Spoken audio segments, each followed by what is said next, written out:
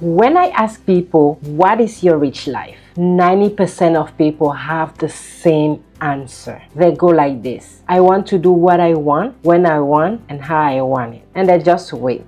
They wait for me to get excited. And I'll be like, oh my gosh, did you say you want to do what you want, how you want, and when you want it? That's so generic. That's so original. Even me, I used to say that. And then I go like this: what do you want?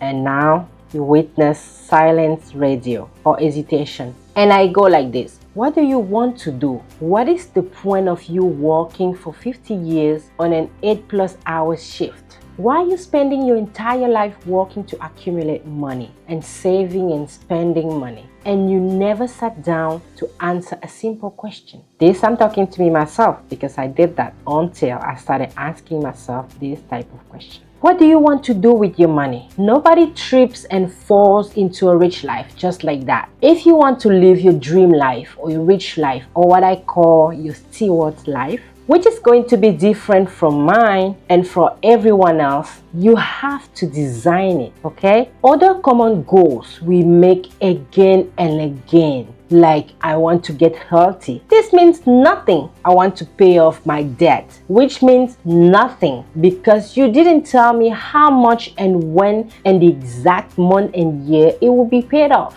I want to find a new job. Okay, I want to fly too. Just saying it doesn't make it happen. So let me break this down for you. Setting generic goals can actually be worse than not setting a goal at all, because people go through the effort of saying, I want to get healthy. And then, of course, inevitably life gets in the way and they don't get healthy at all. We don't even know what healthy actually means. And then we beat ourselves up, saying, well, I set this goal and I never fall through, and now I don't trust myself anymore. Better is you didn't even set that goal at all. Instead of saying, I want to get healthy, I want you to get specific about exactly what you want to do, when you want to do it, who you want to do it with, and then you can control that part of the process. So how do you create better goals? Well, you can use SMART goals. SMART goals are specific. What will my goal achieve?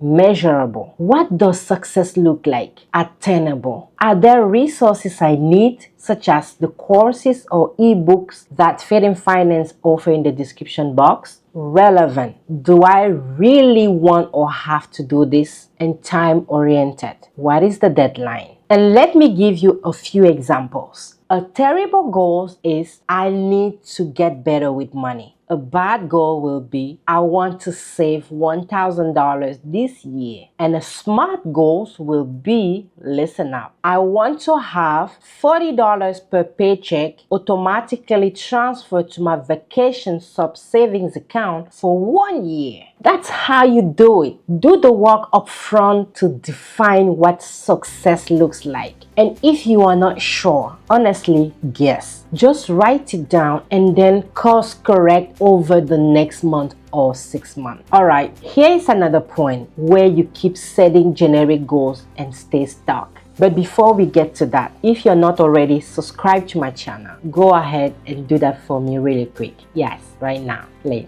You're supporting this channel. And that next point goes along with spending without a plan. The plans of the diligent lead surely to abundance, but everyone who is hasty or impatient comes only to poverty. Do you know how many people go through life feeling like spending money is a bad thing? They even say, I should be good this month, which to them means they are not spending money, because spending money is bad. On one hand, we are very frugal about money. On the other hand, we see our friend in Bora Bora on Wednesday on Instagram. We're like, how come they get to do that and we don't?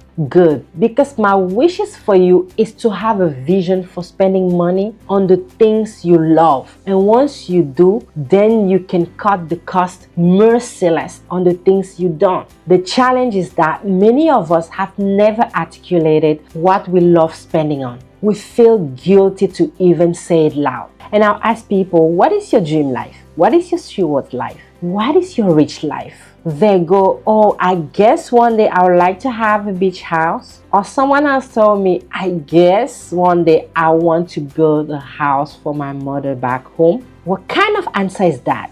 And it's not that they are bad persons. No, it's that we have been taught to play small, such as we even second guess our own wishes. Now, I don't know about you. I don't want to play small. I don't surely want to wait until I'm 90 years old, if by the grace of God I get there, to finally enjoy my money. I want to live a rich life today and a richer life tomorrow by planning my spending ahead. Here's what you do. You've got to know your numbers using my Steward Sheet Template, which you can download it right down below. Then you prioritize what you want to spend your money on. Now, you cannot predict everything. That's just how life is. But knowing your numbers will allow you to build in some flexibility into your life. You'll be able to handle the unexpected expenses that life inevitably throws your way. If you only track the 4 numbers on my steward sheet, then when things come up unexpectedly, you won't be thrown off financially. The stewardship has 4 major buckets where your money goes. First is fixed costs. Your fixed costs should not be more than 40 to 50% of your take-home pay, including paying off debt if you have one. If you don't have any debt, perfect. Keep it to 40% or under.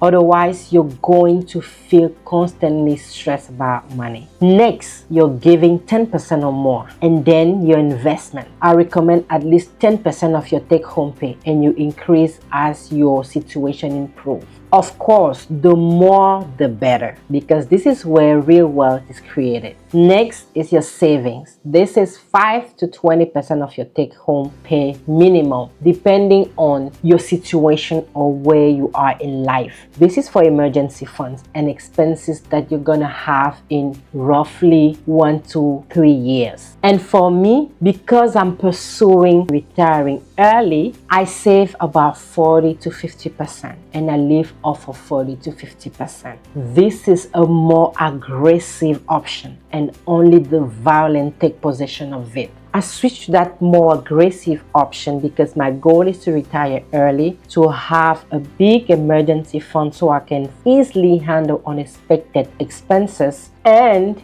because I currently don't have any consumer debt. And finally, my favorite one of all is the guilt-free spending or fun money. Now you should be between 10 to 20% of your take-home pay. This is your fun money for anything you want to spend on this month. It could be eating out, throwing a party, taking a trip, treating your spouse, your family. Don't get too stuck thinking what goes where or if your numbers are exact. My suggestion is estimate it, implement the plan, and you can adjust as needed. Now, if you follow my rule on automation, you are going to be saving automatically every month, investing automatically every month, and best of all, spending money with intention and planning. I hope you're able to identify how generic goals are keeping you stuck, and better yet, know exactly how to change them into how to structure yours. Check out this video on the 10 habits that are keeping you broke, popping up on screen now, and watch more on this channel. Thank you for watching. Share and let me know in the comment section if you need help designing your money goals, and I'll hook you up. Thank you for watching. See you in my next video. Bye.